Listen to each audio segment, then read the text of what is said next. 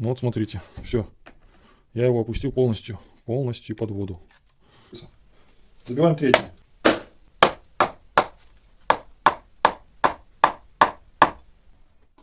Всем привет, дорогие друзья! Сегодня у меня будет небольшая распаковочка моей обновы для мастерской.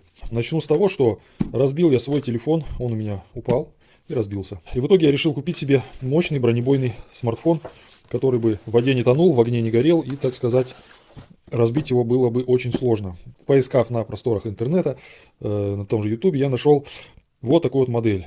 Blackview. Называется фирма. Я особо не разбираюсь, но судя по их характеристикам, это телефон, который не боится падений, не боится утонуть в воде. И плюс у него классная начинка. Вот смотрите, что по характеристикам. 512 гигабайт, плюс 36 гигабайт оперативной памяти. Ну, то есть так, свои 12, можно еще 24 добавить в настройках. Модель BL9000 Pro имеет 5G. Есть NFC и крутая музыка от Harman. Якобы стереодинамики стоят. Ну что ж, помимо вот этих всех характеристик, здесь две батареи на 4400 мАh. Это означает, что 8800 мАч у нас будет в запасе. Смартфон сейчас я распакую и покажу, какого он размера, сколько он весит, расскажу, и какие у него самые главные крутые фишки, которых нет в других смартфонах. И почему он именно мне пригодится для мастерской, как самодельщику, рыбаку и, в общем, обычному деревенскому парню. Первое, на что я хочу его протестировать, это на его бронебойность, так сказать. Как заявляет производитель, у него какой-то класс защиты мощный, военный. Я особо в этом не разбираюсь, но посмотрел обзорчики у других блогеров, они все говорят, да, класс защиты военный, вроде как должно все работать. Процессор Mediatek 689-1Z, Octa-Core. Что тут еще есть? Камера на 50 мегапикселей, фронтальная, и также получается селфи-камера и плюс широкоугольная камера на 12 мегапикселей. В принципе, начинка, как у всех крутых современных смартфонов. Так, сейчас я его открою. Первый раз решил сделать это при вас, при своих зрителей. Вот, давно я не делал обзоры на этом канале. Сразу что бросается в глаза, вот такая вот огромная мощная зарядка на 120 Вт. То есть она заряжает смартфон очень быстро, буквально за 40 минут. Также вот такой вот толстенный кабель для зарядки. Сейчас я скажу толщину этого кабеля. Сразу видно, что этот смартфон предназначен для таких тяжелых мужских, так сказать, условий эксплуатации. 5 мм толщина кабеля. Ну давайте же посмотрим на сам аппарат. Оба-на, вот это толщина, ребят. Вес 400 с копейками граммов, около полкилограмма. Толщина смартфона 18 миллиметров получается, практически. 1,8 сантиметра. Все, вот такой вот аппарат. Уже с завода идет защитная пленка. Вот такие вот камеры. Вот еще самое основное, из-за чего я его приобрел, это тепловизор. В нем встроенный тепловизор, который реально пригодится всем рыбакам, охотникам. Дальность его работы до 1000 метров. Чехол такому смартфону не нужен, так как вот здесь вот прорезиненные края. Дальше вот здесь вот железные такие вот прикрученные вставочки. Слот для сим-карты, кнопка. И с этой стороны также железная вставочка, сканер отпечатков пальцев. И вот одна надпись. Waterproof. То есть waterproof это означает, что водонепроницаемый смартфон. Итак, давайте же его потестируем. Прямо вот как он сейчас есть, я хочу попробовать им забивать гвозди. То есть брать вот этот экран и просто забивать им гвозди в брусок. И посмотрим, как он пройдет это испытание. Итак, гвозди я буду использовать 120 мм. Сейчас брусок поставлю. Вот такой вот, ребят, брусочек буду использовать. И сейчас попробуем в него забить вот эти вот 3 гвоздя. Вот этим смартфоном. Проверим, так сказать, его бронебойность, его военный стандарт защиты. Посмотрим, врут ли китайцы нам или правду говорят. Ну что, друзья, проверим, так сказать, этот смартфон в формате моего канала. Берем гвоздь.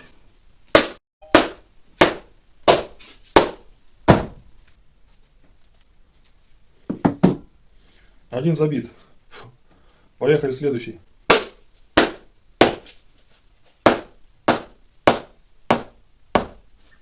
Второй забит. Фу. Ну, я вам так скажу, маленько котики на пленке остаются. Забиваем третий.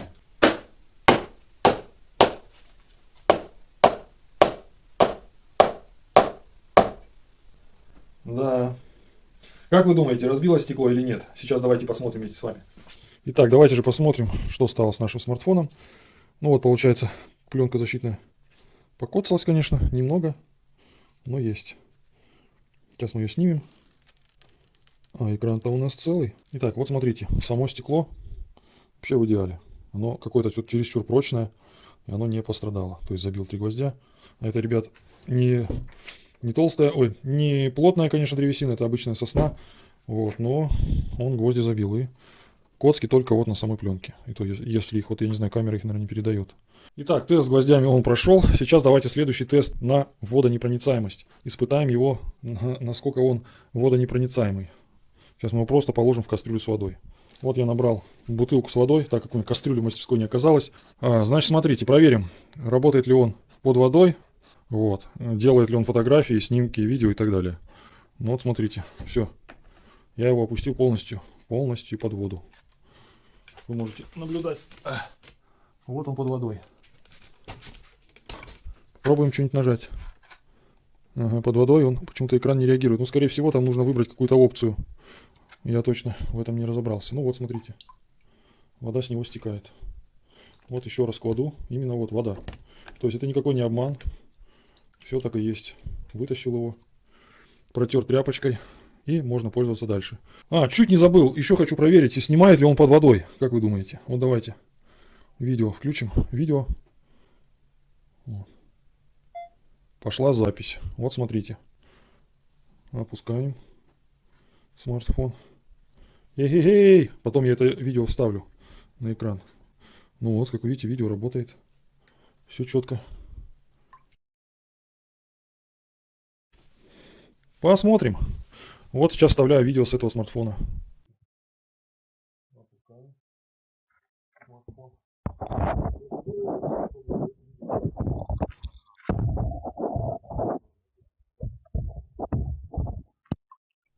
То есть рыбак, например, приехал на рыбалку на зимнюю, взял этот смартфон, привязал ему веревочку и опустил под воду и посмотрел, есть ли там рыба или нету. Вот такие вот, ребят, технологии. Китайцы уже и айфоны раком загнули, так сказать. Кстати, здесь, говорят, есть датчик барометра встроенного, то есть можно узнать давление, особенно для рыбаков это очень полезно. Ну, я вам так скажу, яркость экрана классная, угол обзора, если менять, ничего особо не меняется, видимость хорошая. Кстати, давайте пройдемся по некоторым фишкам этого смартфона. Насколько я знаю, здесь есть очень классная фишка, это режим перчаток, то есть режим работы в перчатках. Вот я его сейчас включил, вот эта галочка установлена, и попробую одеть перчатку и потыкать смартфон.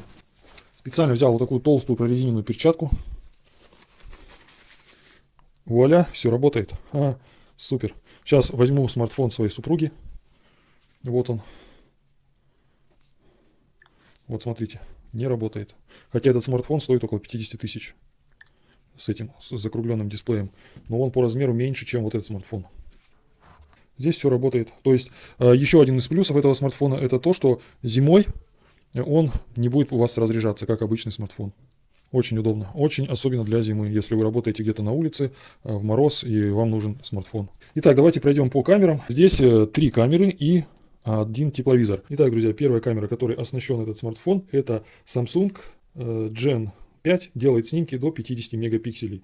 Вторая камера ультраширик, с углом обзора, вы только вдумайтесь, 120 градусов и автофокусом. Такого нет даже на айфоне 15. Ну вот сейчас попробуем. Вот он, угол обзора. Вот, друзья, включил угол обзора 120 градусов с автофокусом. Все фокусируется четко. Вот такие вот дела. Сейчас посмотрим на качество. Как все это дело выглядит.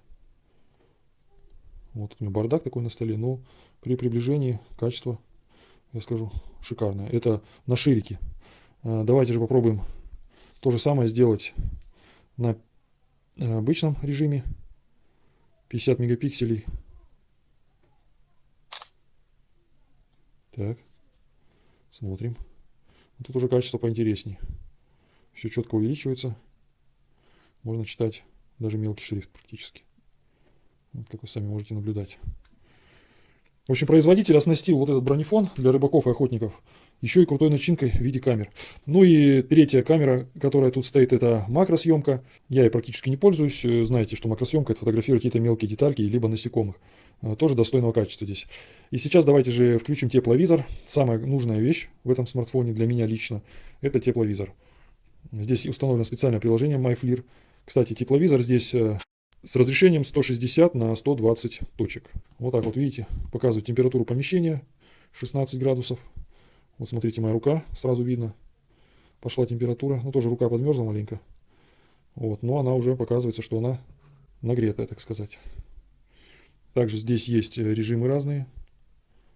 Вот.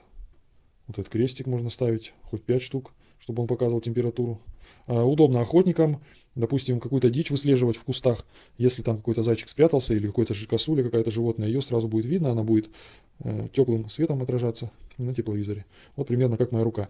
Еще какой плюс у этого тепловизора именно для рыбаков. Например, вы приехали на какое-нибудь озеро, и как узнать с помощью тепловизора, где же там у вас будет больше рыбы? А рыбы, друзья, будет больше там, где температура теплее. В обычный осенний и весенний период вы наводите тепловизор на какую-то точку, и у вас, допустим, в этой точке температура выше, чем в другой точке. И вот, как выяснили ученые, вот в этой точке температура выше, у вас будет больше рыбы. То есть стаи рыб будут собираться в теплой воде. Вот так вот эхолот даже практически и не нужен. Можно при помощи тепловизора наводить его на край воды и уже определять таким способом местонахождение рыбы. Но это если вы рыбак. А так, смартфон вполне достойный, бронефон, гвозди им можно забивать, но нежелательно, конечно. Но монитор вполне крепкий, на падение рассчитан, без проблем, никаких повреждений, ничего нет. Также он в воде не тонет, ну, на огонь я его проверять не буду, конечно. Вот, но в воде он точно не тонет и не разбивается. Естественно, если вы кувалдой не будете по нему долбить со всей дури. Вот. Так что, друзья, если вам нужен мощный и крепкий смартфон, который зимой не будет у вас разряжаться, будет иметь офигенную классную начинку, такую как у современных смартфонов, я не побоюсь этого слова сказать, и как у айфона даже, можно так сказать, наравне с айфоном, у айфона некоторых фишек даже нету и быть не может в ближайшее время. Поэтому я выбрал именно эту модель. И если кому-то интересно, я оставлю ссылку в описании, где я его приобрел. Там, естественно, все характеристики, возможно, о которых я не сказал, вы можете прочитать на сайте. Но я покупал в Алиэкспресс, поэтому ссылочку оставлю на Алиэкспресс. Ну а на сегодня все. Надеюсь, мой обзор был вам полезен. Кому понравилось видео, ставьте лайки и подписывайтесь на канал. Всем добра, удачи и успехов. Пока-пока.